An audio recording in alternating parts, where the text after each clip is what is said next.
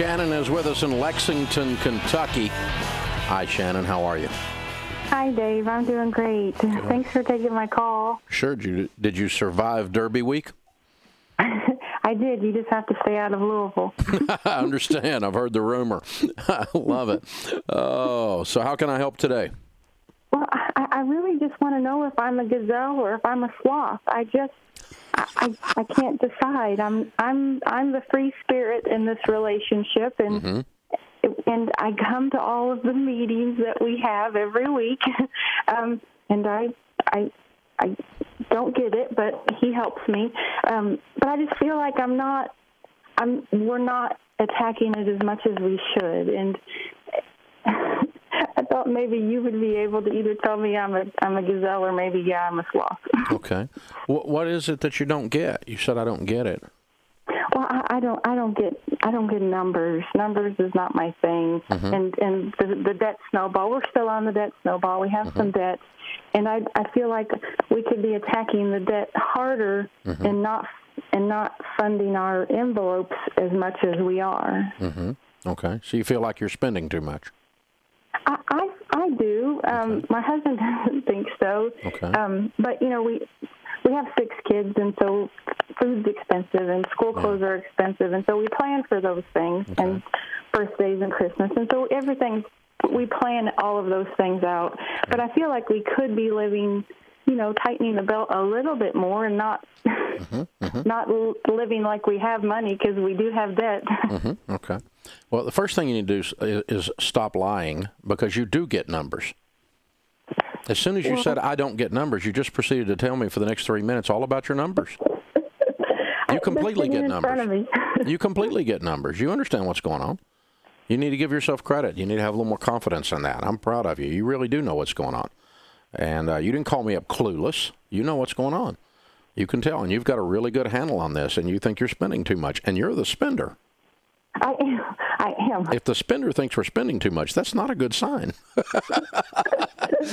So I think you might be spending too much. I don't even know what the numbers are yet. I'm going with you, but I think that's a possibility. So if you see opportunities to trim a budget and have some money left over, or not put so much into a certain category, you think you're overfunding a category, and you talk to him about that, why have you not backed that number down?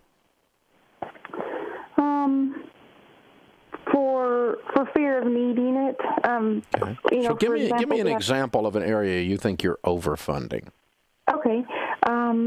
Probably what we call maintenance, and that would be car and house. Like if something. Okay. How much money is in the maintenance envelope right now? We put in $200 a month. So right now is probably $800. Okay. And that's kind of like a little savings account in case something breaks at the house or on the car. Correct. Okay. Because our son wrecked one of our cars, and we desperately needed $1,000 to put it back together, and it was there. So okay. And so now we're refunding it. Okay, good. So sounds like you did need it. Now here's the thing: just because you don't need something on a monthly basis doesn't mean you don't need it. True. Okay. And so, hopefully you don't need maintenance items on your car and your house every single month. And so that account is going to build up, and then it's going to go down. And then it's going to build up. The tide's going to come in. The tide's going to go out. There's going to be a little bit of that. But you don't want to look up and have $8,000 in that envelope. $800 doesn't bother me. Okay. But if you got a big bunch in there, and basically you're saying the house and cars don't break as much as we thought they do, so we have too much money in this envelope. But you had a $1,000 event a while back, and now you've got $800 in there. That doesn't sound out of control. You might have another $1,000 event, right? True. We have other kids. Well, and you have a furnace and a water heater, and an air conditioner on the car, and brakes on the cars, and other stuff. And so that's not too bad. What's your household income? We're about $180,000. Wow, great income. Okay. And how much debt are you cleaning up?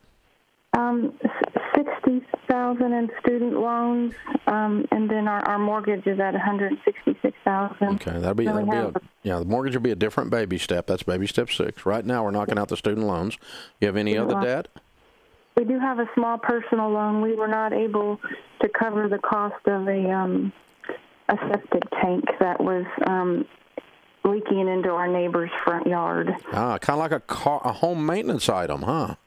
Yeah. Yeah, there we go. So that $800 item again sitting there, right? That's there we go. Okay, so good. So I think you're probably more on track on that one than you maybe felt like you were.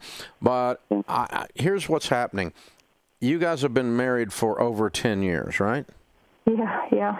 How long? 18 years. 18 years, yeah. And so up until about a year and a half or 2 years ago or whenever it was that you started this, he handled everything and you didn't look at the money at all. Yeah, it's embarrassing to say that we really started in 2007.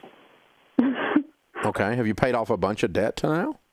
We have paid off quite a bit of debt. I couldn't tell you what it is at the moment, but we did have to stop twice to save for my salary for when I left work for having a child, and then left work again for a surgery. Okay. I think you're doing better than it feels like you're doing. I don't think you're a sloth.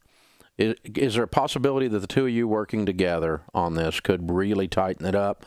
And if you have that feeling you probably could tighten it up, then talk to him about it. Sit down and let's do our budget committee.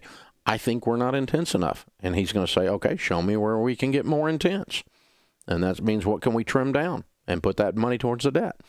And if you can see a category where you can do that, then do it. That's all gazelle intensity is. Gazelle intensity is you run like you're trying to stay alive. We're going to run out of debt. We're going to run like the cheetah is chasing us. And we're going to run like crazy. And you're definitely not a sloth. Could you do better? Well, I imagine everybody could. But I think you're probably doing better than it feels like you're doing. But you know the numbers are better than you think you do, too. I know that. Thanks for calling in.